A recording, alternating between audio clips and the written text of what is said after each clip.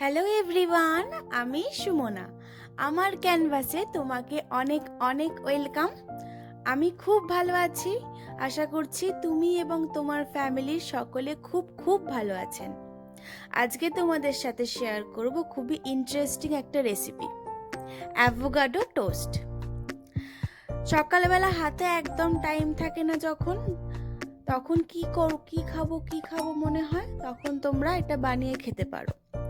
যারা রোজ অফিস যাও অথবা ছেলেমেয়েরা যারা স্কুল কলেজ যায় তাদের এটা বানিয়ে দিতে পারো।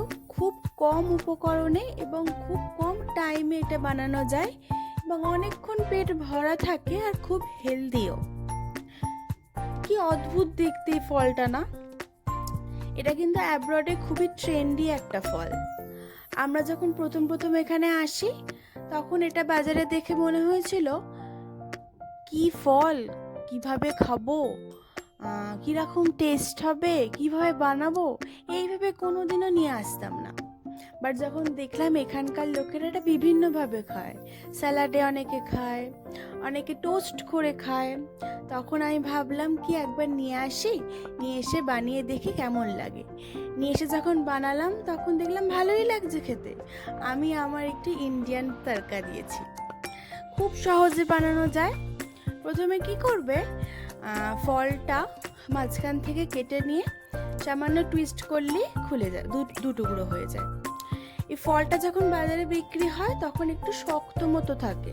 তোমরা 2-3 দিন রেখে বাড়িতে খাবে, দেখবে আরও বেশি টেস্টি লাগছে, পেকে যায় তাই জন্য।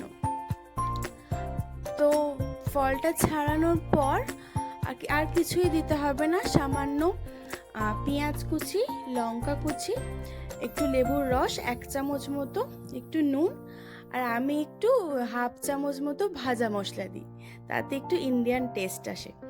তোমরা যদি অলিভ অয়েল থেকে থাকে তাহলে অলিভ অয়েলও দিতে পারো, কিন্তু আমি স্কিপ করে গেছি।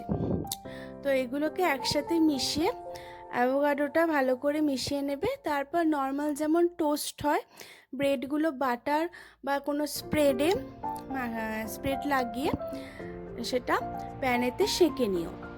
যাদের টোস্টার আছে তারা টোস্ট করে নিও, আমার কাছে নেই বলে আমি শুধু প্যানে সেঁকে নিয়েছি।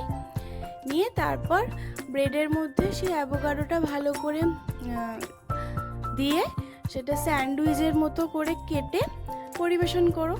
খুব ভালো লাগবে এবং খুবই হেলদি খাবার। অ্যাভোকাডো শুধু খেতে ভালো না লাগলেও এইভাবে টোস্ট করে খেয়েও খুব ভালো লাগবে। আমরা এখন প্রায় এটা ব্রেকফাস্টে খাই, খুব ভালো লাগে। তোমরা বাড়িতে বানিয়ে খেয়ে আমাকে জানিও কেমন লাগলো।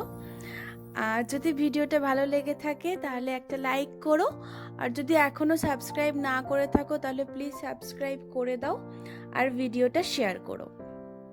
তাহলে আজকে এ পর্যন্তই। কথা হবে পরবর্তী একটা ভিডিওতে। বাই।